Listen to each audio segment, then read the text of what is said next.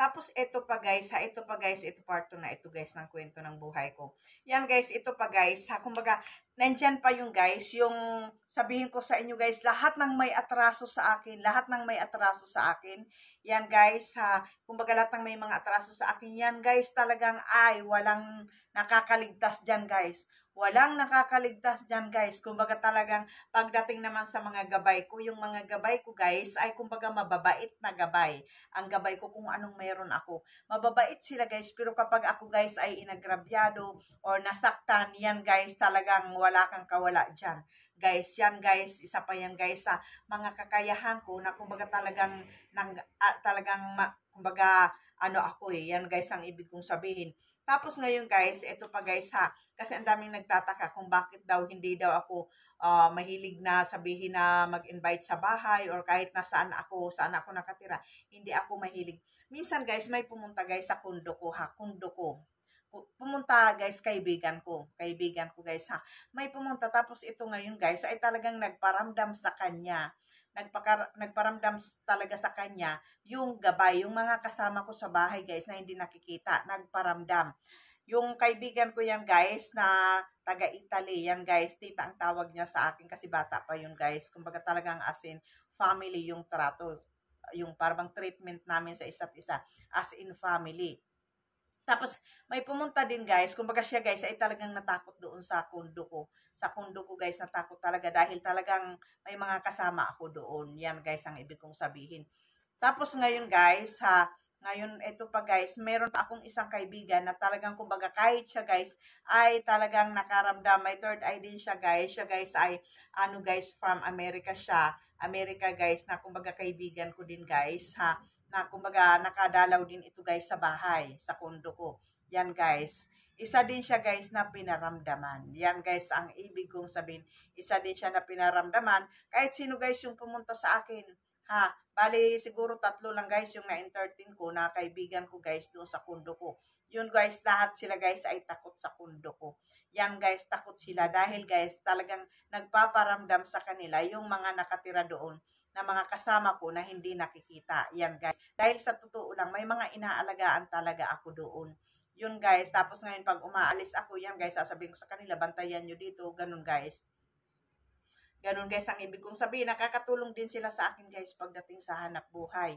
Yan guys ang ibig kong sabihin. Tapos ngayon guys, kumbaga ano pa yung ano ko guys, yung marami kasi guys Tapos ngayon guys, marami kaya kumbaga marami din guys ang lumapit sa akin guys na kumbaga marami ang lumapit sa akin na gumaan ang buhay. Yan guys, may mga swinerte talaga sa totoo lang.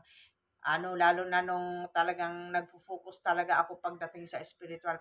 May mga swinerte na lumapit sa akin, maraming nagbigay sa akin ng testimony na pagdating sa protection, Ma'am Askim, nakaligtas ako sa aksidente, ganito, ganyan. Ma'am Askim, ganito, ganyan, naging okay ako. Basta marami guys, pagdating sa pampaswerte, protection. Yan guys, sa totoo lang talaga, yung mga gamit na pinapakisuyo nila sa akin, kung ano man yung protection o pampaswerte, kumbaga, ipinagpipray ko lang talaga yung gamit bago ipadala. Tapos ngayon guys, ipinagpipray ko din sila guys. Every Tuesday and Friday, ipinagpipray ko yung mga yan. Kaya kumbaga talagang marami guys ang gumaan ang buhay, marami ang swinerte. Hindi man ang lahat, guys. Hindi ko man lahat natulungan dahil hindi ako perfecto, tao lang din ako, guys, Kung hindi, kumbaga, hindi ako nagmamagic. Yan, guys, ang ibig kong sabihin, Yun, guys. Tapos yung sa pag-aura naman, guys, is nakakapag-aura lang ako, guys, talaga ng isang tao. Nakakapag-aura lang ako. Magaling talaga ako, guys, mag-aura. Nakakapag-aura lang ako ng isang tao. Every Tuesday and Friday lang yan, guys. Every Tuesday and Friday basta nakarelax ako. Magaling ako mag-aura. Dati nga, may mga nagpapa-aura sa akin na kahit na buhay, halimbawa lang may sakit ay yung family nila, isisend sa akin yung picture. Ma'am, ask him hanggang kailan. Ito hanggang ngayon, may mga ganyan minsan. Kaso ayoko na, guys, ng mga ganyan. Kasi pinapadala sa akin yung mga may sakit, yung ganun. Tinatanong ako kung hanggang saan ang buhay nito. Ilang linggo, isang buwan ba o 2 buwan. Nagbibigay talaga ako kung anong sinasabi ko na ganito, ganyan. Ito hindi na magtatagal. nangyayari talaga.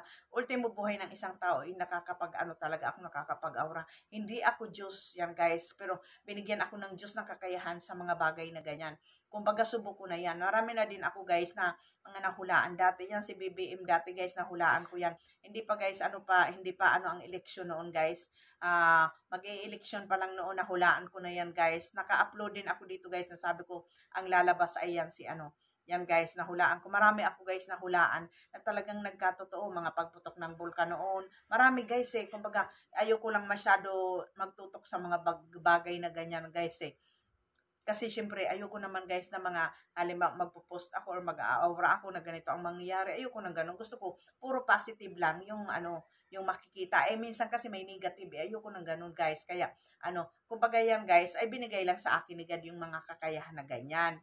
Yan guys ang ibig kong sabihin. Tapos yung mga katanungan sa akin pagdating sa dilang anghel, oo, talagang madalas ako magdilang anghel. Yan guys, maraming nagpapasalamat sa akin talaga guys na minsan, pero hindi guys na ibig sabihin dilang anghel. Kapag minsan kasi may kausap ako na para bang kapag nararamdaman ko siya dito, yung para bang minsan nakakapagsalita ako ng mabuti sa kanya. Kaya, tapos nangyayari yun. Kaya, para bang lalabas na nagdidilang anghel ako. Yan guys ang ibig kong sabihin. Tapos yung pagiging dilang anghel ko guys, ay hindi yan basta-basta na sabihin na lang na halika nga magsalita ka sa akin ng mabuti. Hindi yan basta-basta guys na ibubuka ko ang bibig ko ay mayayaman ka. Hindi ganun guys. Dapat nararamdaman ko yan. Or ano, para bang minsan pumapasok na lang sa isip ko yan, yung ganun guys. Tapos ibubuka ng bibig ko. Ganun guys. Tapos meron din akong kakayahan guys na minsan kung anong bitawan kong salita, sa kasamaan naman yun guys ha. Minsan may mga nabibitawan akong salita na hindi na maganda na talagang ito ay nagkakatotoo. Yan guys ang ibig kong sabihin. Kagaya nung ano guys, yung may nakagalit ako guys noon guys na isang vlogger guys dahil kumbaga nagpakatotoo lang ako is ako pa ang binaliktad ngayon na babaliktaran pa ako. Ngayon guys, siyempre nagalit ako. Bakit ako gagawa ng ganito? Na ganito, ganyan, kisyo-kisyo, ganyan, ganyan. Porkit mayaman siya, yung ganun. Para bang kasi noon nag-uumpisa pa lang ako nung sa spiritual, yung para bang ano lang ako nun guys. Kumbaga nag-uumpisa pa lang akong bumangon sa buhay ko. Para lang akong dulo ng kuko niya. Yan guys, nagsalita sa akin ng hindi maganda. Ngayon guys, binalikan siya ng bibig ko. Yan guys, ang ibig kong sabihin sa sobrang galit ko. Bakit? Porkit mahirap ako noon, ganito, ganyan. Gaganon-ganonin ako. Ha? Kaya mo ako? Yung ganon-ganon, ha? Oo, kaya mo, mapera ka, mayaman ka. Pero ako pagdating sa, ang kayamanan ko guys ay spiritual. Yan guys, ang ibig kong sabihin. Ang spiritual guys ay mas makapangyarihan kaysa sa pera. Yan guys, ang ibig kong sabihin. Ang Diyos ay mas makapangyarihan sa pera.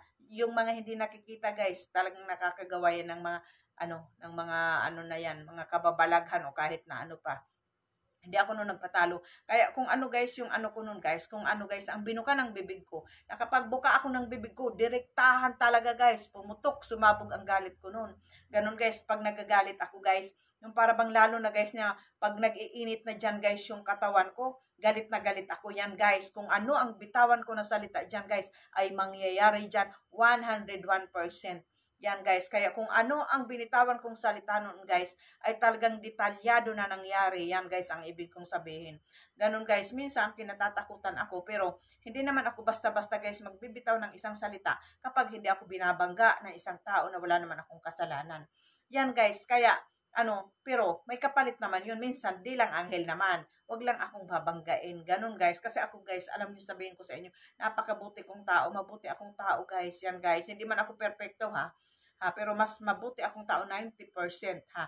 Mas marami akong nagawang mabuti 90% kaysa doon sa mga tao na lumapit sa akin na para bang hindi naging okay. Yan guys, tapos ngayon guys, ito pa guys ang sinasabi ko sa inyo na minsan din guys, yung utak ko guys ay may power.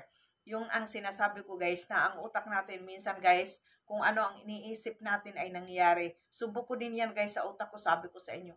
Ang binigay sa akin ni God guys na kakayahan is talagang kumbaga kumbaga kakaiba. Kaya kumbaga talagang ang ko sa kanya, halos ang buhay ko isinuko ko na sa kay God.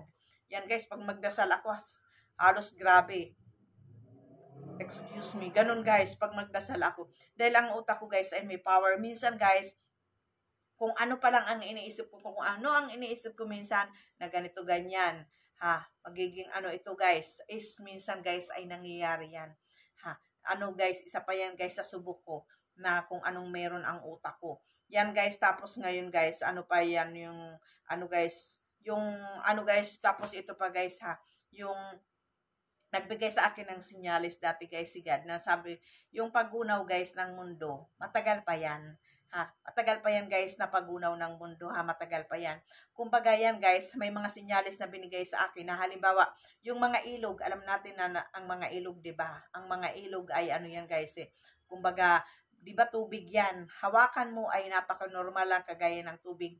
May mga ilog guys na parabang sinyalis na ang agos ng ilog na yan ay iinit na parabang hindi mo mahawakan ang tubig. Yan guys ay sinyalis na kumbaga talagang malapit nang bumaba ang Diyos ha. Pero medyo matagal pa yan mangyari. Yan guys ang ibig kong sabihin. Yan guys. Tapos ngayon guys, ito pa guys ha, may nangyari pa sa akin guys noon guys na kumbaga ano siguro nasa 18 years old ako nito guys. Siguro nga guys talagang mission ko na guys talaga ang pagdating sa spiritual. Ano guys eh, kumbaga namatay ako guys ng siguro mga ilang oras yun guys, mga isang oras hindi ko maalaman kung isang oras kasi naiwan ako noon guys sa bahay kasi nung time guys na dalaga ako, yung buhay ko guys ay talagang kumbaga paano din guys yung buhay ko. Kasi nga talagang as in bata pa ako guys, is 17 years old ako guys. 18 years old ako ay naghahanap buhay na ako guys. Yan ang ibig kong sabihin para kumita lang ako ng pera. Dahil kumbaga talagang mapait guys yung pinagdaanan ko sa buhay yan guys. Ang ibig kong sabihin ay yan tuloy. Medyo na ano ako guys pag yung naaalala ko yung naging buhay ko. Yan guys, tapos ngayon guys, bale na ano talaga ako guys eh, kumbaga na para bang na ano ako guys na sabihin ko na lang na yung kaluluwa ko guys ay lumabas ito sa ano ko. Lumabas ito guys sa katawan ko. Lumabas. Ito nga, akala ko nga guys, patay na ako noon eh. Kasi mag-isa lang ako noon guys sa bahay. Kasi kumbaga nakikitira lang ako noon guys sa kaibigan ko. Bale yung ano niya guys, yung kaibigan ko nakitira lang ako, ano, syempre naiwan ako sa bahay. Tapos ngayon guys, kasi dalawa lang kami guys, pero babae yun guys. Tapos ngayon guys, naiwan ako. Parang na ano ako nakahiga ako guys, biglang lumabas guys yung ano ko, yung kaluluwa ko or spirit ko lumabas sa katawan ko. Tapos ito guys ay kumbaga naging ano ito eh. Kumbaga naglakbay na ang kaluluwa ko guys sa ano, kumbaga pataas na.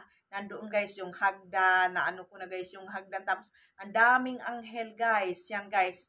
Hindi ko alam kung bakit bigla akong bumalik. Yan guys. Para bang hindi pa oras ng kamatayan ko. Nung time na yun guys, hindi pa oras ng kamatayan ko. Yan guys, talagang bumalik ako. Bumalik ako sa katawan ko, bigla akong nagkamalay nun guys.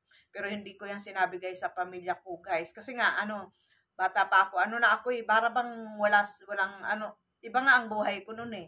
Yan guys, medyo maano eh, basta naaalala ko. Yan lang guys, kumbaga, ano, masyadong marami guys ang ano na ano sa akin. Yan guys, ha, yan lang guys. Thank you guys, ha. Ayan na, ikwento ko yung marami pa guys ako ng mga, ikwento sa inyo yung mga sa buhay ko guys bilang isang spiritual na kumbaga talagang kumbaga medyo kakaiba ako guys. Yan guys, yan lahat guys ay binigay ni God sa akin. Yan lang guys, thank you guys. I love you all.